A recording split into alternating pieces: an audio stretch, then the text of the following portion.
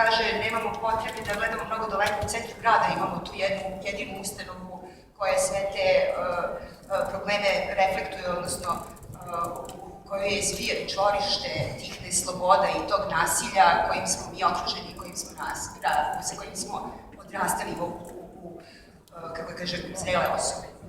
Kada vi na celom prostoru naše zemlje integrišete na taj prećutan način nasilje, problemi su veliki, a ovde su oni jako transparentni, jer imamo jednu ustanovu i Mirko je to fantastično, precizno napisao, mislim da će o tome govoriti i glumci, koliko uzbuđenje su oni imali kad su pročitali taj tekst Mirkov scenarij u kome je sve zaista vrlo moguć život.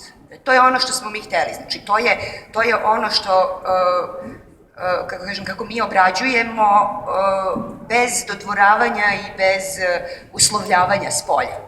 Znači, to je ta neka sloboda koju imamo i zbog toga otuda ta tema. Meni je film delovao vrlo uverljivo. U svom okruženju, na sreću, ili možda na žalost, nemam nikog koji je imao slično iskustva, ali sve što sam gledao, sinoć zahvaljujući pošto je film se završao do poslednjeg trenutka da bi bio prikazan na festu, potpuno vjerodostojno.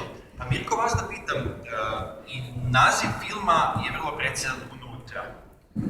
Gledamo šta se dešava u toj sredini u kojoj su ovisnici, spolja ni u jednom trenutku ne vidimo tu spoljašnost, koja je zapravo i glavni uzročnik onoga što se dešava unutra.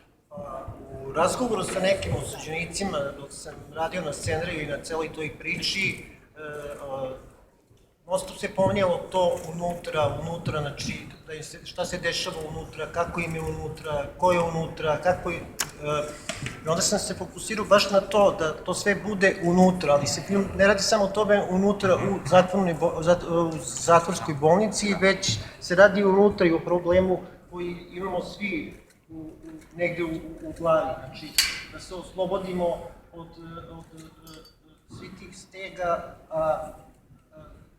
od ovog primjera je Jovan koji nije za meru lečenja došao zdrav, bez opijata u krvi, a izašao je sa problemom koji ga prati ceo život, navučen je narkoman sa hepatitisom C.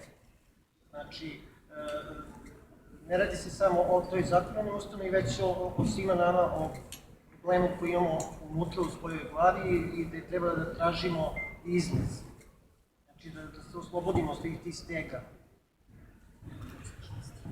Da, poslušnost, baš upravo toga, sloboda u mišljenju. Mirko Abralić je ko-reditelj i scenarista ovog filma, Jelena Marković ko-reditelj i producent. Pa kako je bilo režirati u 4 ruke? Odlično. Zapravo ovaj film nikako ne bi bio ovakav da nismo radili zajedno. Nekako krenuli smo od uverljivosti. Ogromna ambicija za film koji nema milionski budžet i shvatili da je to vrlo moguće.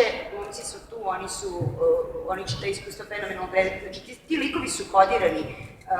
Mirkov scenarij koji se odvija u toj ustanovi unutra podrazumeva pravila ponašanja. U tim pravilima ponašanja se hijerarhija zna i ona se poštuje, nikakvo iskakanje nije dozvoljeno. I kodiranje tih likova je bilo nešto što je nama u startu bilo u planu da bismo celu estetiku gradili na uverljivosti pod tim. Matija je tu neko ko će vam ispričati kako smo tretirali arhitekturu prostora i uopšte taj ambijent, šta on tu nama igra. Arhitektura prostora je ono što je čak i Foucaultovskim ljudima poznato.